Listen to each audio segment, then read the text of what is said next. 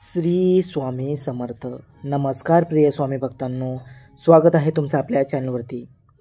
स्वामी भक्तांनो, आजचा हा दिव्य मंत्र तुमच्यापर्यंत पोहोचत आहे, म्हणजेच तुमच्या जीवनात काहीतरी शुभ घडणार आहे. आजचा दिवस तुमच्या नशिबाला नवं वळण देणार ठरू शकतो. आज आम्ही तुमच्यासाठी श्री स्वामी समर्थांचा एक दिव्य मंत्र घेऊन आलो आहोत. हा मंत्र केवळ शब्दांचा नाही, तर तो सकारात्मक शक्तीने परिपूर्ण आहे. ज्यांनी तो मनापासून ऐकला त्यांच्या जीवनात बदल घडताना दिसतो. भक्तांनो, हा मंत्र तुम्ही एकाग्रतेने आणि श्रद्धेने ऐका.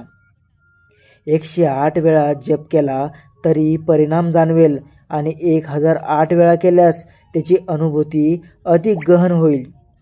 लक्षात ठेवा, चमत्कार रोज होत नाहीत, पण योग्य क्षणी श्रद्धेने केलेला जप आयुष्याचा प्रवाह बदलतो. अनेकांच्या इच्छा अपूर्ण राहिल्या आहेत, स्वप्ने अपुरी राहिली आहेत, पण आजचा क्षण तुमच्यासाठी नवा आरंभ ठरू शकतो. हा मंत्र ऐकत राहा, कारण त्यातून निर्माण होणारी ऊर्जा तुमच्या आयुष्याला नवसंजीवनी देईल. गरिबी, कर्ज किंवा अडचणी त्रस्त असाल तर हा जप तुमच्यासाठी मार्गदर्शक ठरू शकतो. या मंत्रामुळे घरात आनंद, समाधान आणि समृद्धी नांदेल. ज्यांनी श्रद्धेने हा मंत्र ऐकला किंवा जप केला त्यांच्या मनातील इच्छा स्वामींपर्यंत पोहोचतात आणि योग्य वेळी त्या नक्की पूर्ण होतात.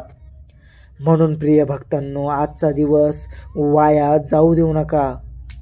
भक्तिभावाने हा मंत्र ऐका आणि स्वामींचे आशीर्वाद आपल्या जीवनात आमंत्रित करा.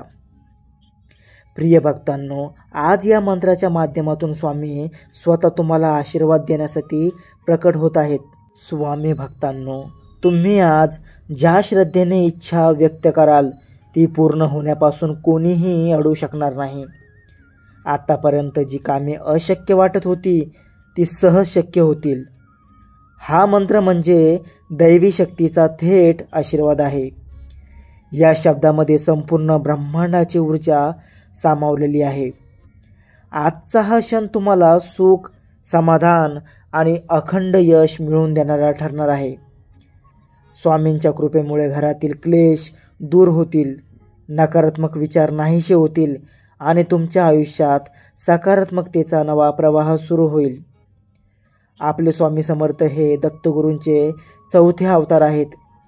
त्यांच्यात ब्रह्मा, विष्णू आणि महेश या तिन्हींचे सामर्थ्य आहे. म्हणूनच त्यांना ब्रह्मांड नायक म्हटले जाते. स्वामी भक्तांनो, आज जो मंत्र तुम्ही ऐकणार आहात तो या ब्रह्मांड नायकाचा दिव्य मंत्र आहे. जर तुम्हाला ब्रह्मांडातील शक्ती आकर्षित करायच्या असतील, तुमच्या इच्छा लवकर पूर्ण व्हाव्यात असं वाटत असेल आणि स्वामींचा आशीर्वाद सदैव तुमच्यासोबत राहावा असं वाटत असेल, तर हा मंत्र नक्की ऐका. प्रिय भक्तांनो, आता आपण या पवित्र जपाला सुरुवात करूया.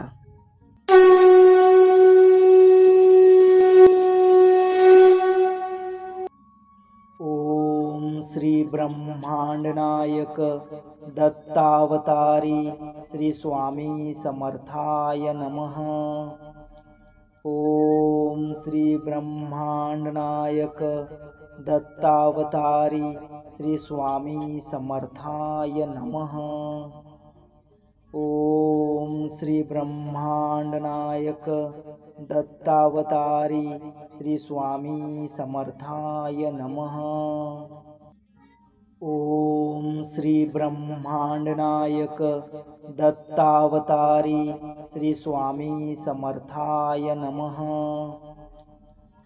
ओम श्री ब्रह्मांड नायक दत्तावतारी श्री स्वामी समर्थाय नमः.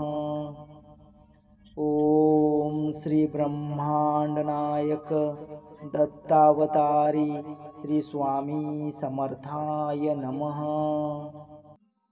ओम श्री ब्रह्मांड नायक दत्तावतारी श्री स्वामी समर्थाय नमः. ओम श्री ब्रह्मांड नायक दत्तावतारी श्री स्वामी समर्थाय नमः. ओम श्री ब्रह्मांड नायक दत्तावतारी श्री स्वामी समर्थाय नमः। ओम श्री ब्रह्मांड नायक दत्तावतारी श्री स्वामी समर्थाय नमः। ओम श्री ब्रह्मांड नायक दत्तावतारी श्री स्वामी समर्थाय नमः। ओम श्री ब्रह्मांड नायक दत्तावतारी श्री स्वामी समर्थाय नमः। ओम श्री ब्रह्मांड नायक दत्तावतारी श्री स्वामी समर्थाय नमः। ओम श्री ब्रह्मांड नायक दत्तावतारी श्री स्वामी समर्थाय नमः। ओम श्री ब्रह्मांड नायक दत्तावतारी श्री स्वामी समर्थाय नमः। ओम श्री ब्रह्मांड नायक दत्तावतारी श्री स्वामी समर्थाय नमः। ओम श्री ब्रह्मांड नायक दत्तावतारी श्री स्वामी समर्थाय नमः। ओम श्री ब्रह्मांड नायक दत्तावतारी श्री स्वामी समर्थाय नमः। ओम श्री ब्रह्मांड नायक दत्तावतारी श्री स्वामी समर्थाय नमः। ओम श्री ब्रह्मांड नायक दत्तावतारी श्री स्वामी समर्थाय नमः। ओम श्री ब्रह्मांड नायक दत्तावतारी श्री स्वामी समर्थाय नमः। ओम श्री ब्रह्मांड नायक दत्तावतारी श्री स्वामी समर्थाय नमः। ओम श्री ब्रह्मांड नायक दत्तावतारी श्री स्वामी समर्थाय नमः। ओम श्री ब्रह्मांड नायक दत्तावतारी श्री स्वामी समर्थाय नमः। ओम श्री ब्रह्मांड नायक दत्तावतारी श्री स्वामी समर्थाय नमः। ओम श्री ब्रह्मांड नायक दत्तावतारी श्री स्वामी समर्थाय नमः।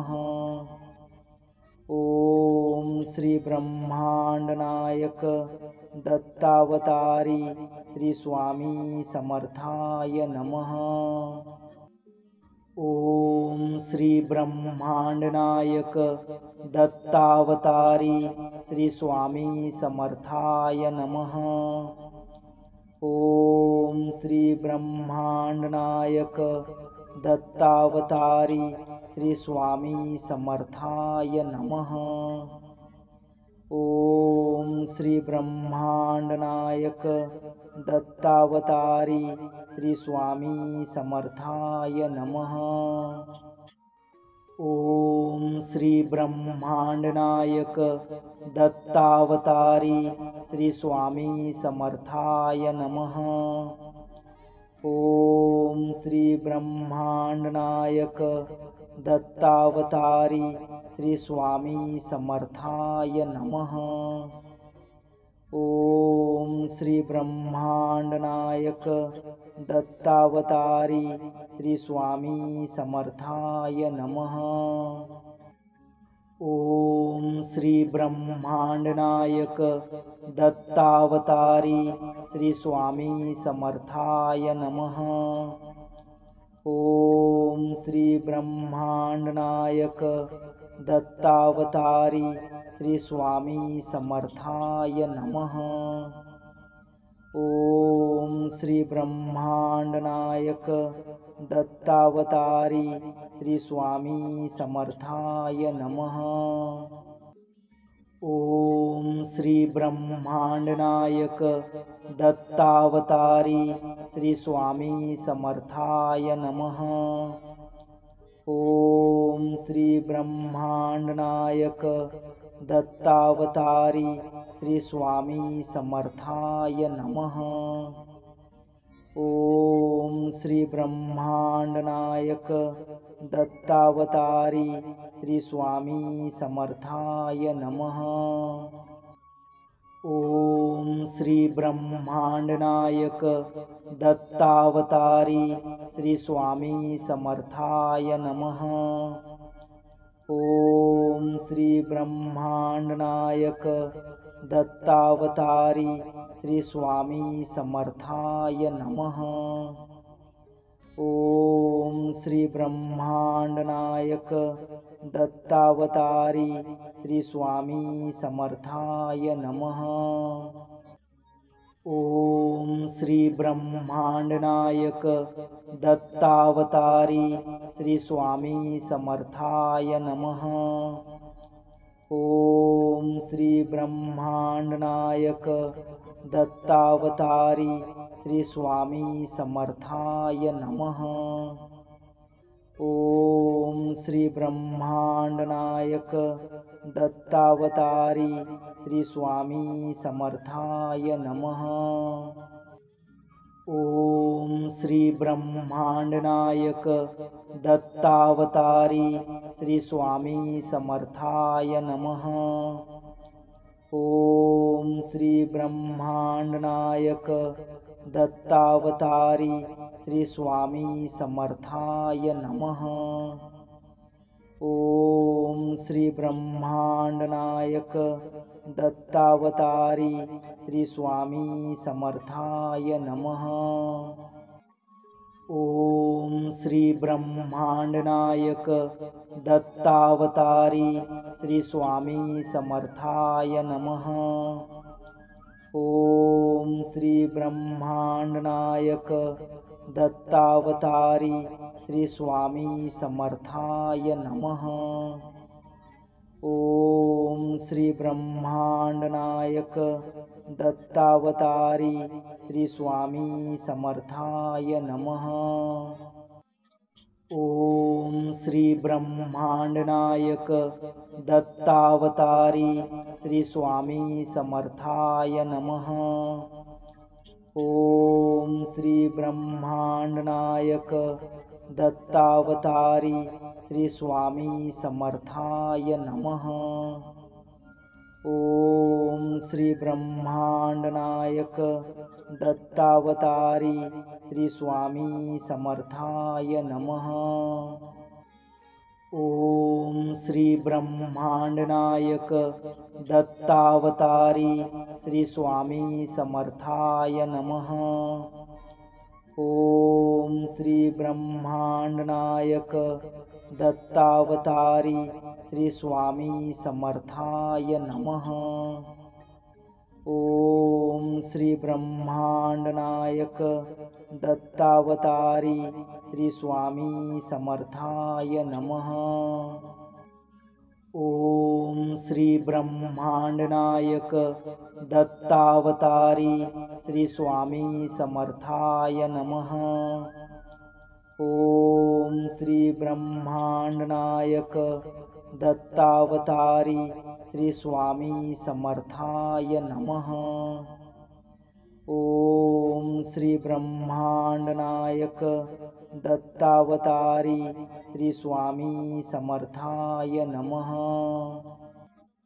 ओम श्री ब्रह्मांडनायक दत्तावतारी श्री स्वामी समर्थाय नमः।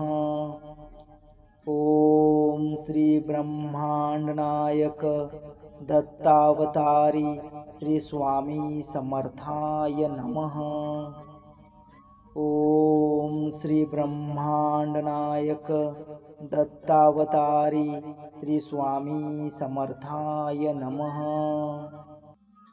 ओम श्री ब्रह्मांडनायक दत्तावतारी श्री स्वामी समर्थाय नमः। ओम श्री ब्रह्मांड नायक दत्तावतारी श्री स्वामी समर्थाय नमः। ओम श्री ब्रह्मांड नायक दत्तावतारी श्री स्वामी समर्थाय नमः। ओम श्री ब्रह्मांड नायक दत्तावतारी श्री स्वामी समर्थाय नमः। ओम श्री ब्रह्मांड नायक दत्तावतारी श्री स्वामी समर्थाय नमः। ओम श्री ब्रह्मांड नायक दत्तावतारी श्री स्वामी समर्थाय नमः। ओम श्री ब्रह्मांड नायक दत्तावतारी श्री स्वामी समर्थाय नमः। ओम श्री ब्रह्मांड नायक दत्तावतारी श्री स्वामी समर्थाय नमः। ओम श्री ब्रह्मांड नायक दत्तावतारी श्री स्वामी समर्थाय नमः। ओम श्री ब्रह्मांड नायक दत्तावतारी श्री स्वामी समर्थाय नमः। ओम श्री ब्रह्मांड नायक दत्तावतारी श्री स्वामी समर्थाय नमः। ओम श्री ब्रह्मांड नायक दत्तावतारी श्री स्वामी समर्थाय नमः। ओम श्री ब्रह्मांड नायक दत्तावतारी श्री स्वामी समर्थाय नमः।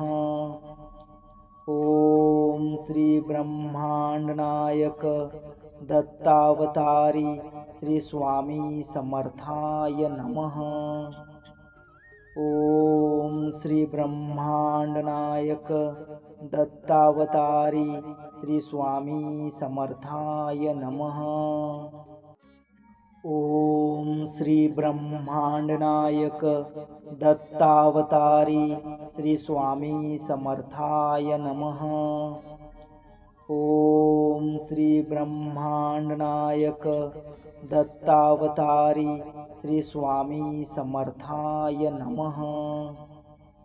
ओम श्री ब्रह्मांड नायक दत्तावतारी श्री स्वामी समर्थाय नमः। ओम श्री ब्रह्मांड नायक दत्तावतारी श्री स्वामी समर्थाय नमः। ओम श्री ब्रह्मांड नायक दत्तावतारी श्री स्वामी समर्थाय नमः। ओम श्री ब्रह्मांड नायक दत्तावतारी श्री स्वामी समर्थाय नमः।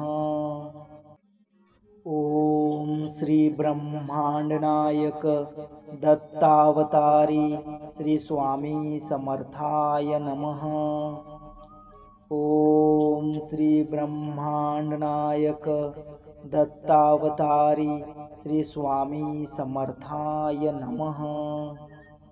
ओम श्री ब्रह्मांड नायक दत्तावतारी श्री स्वामी समर्थाय नमः।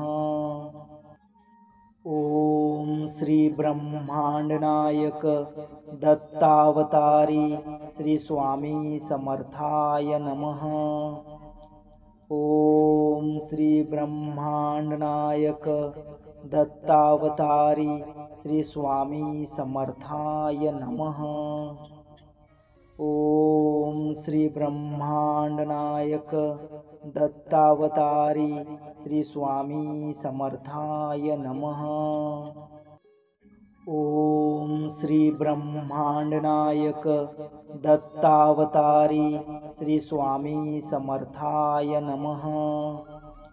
ओम श्री ब्रह्मांड नायक दत्तावतारी श्री स्वामी समर्थाय नमः। ओम श्री ब्रह्मांड नायक दत्तावतारी श्री स्वामी समर्थाय नमः।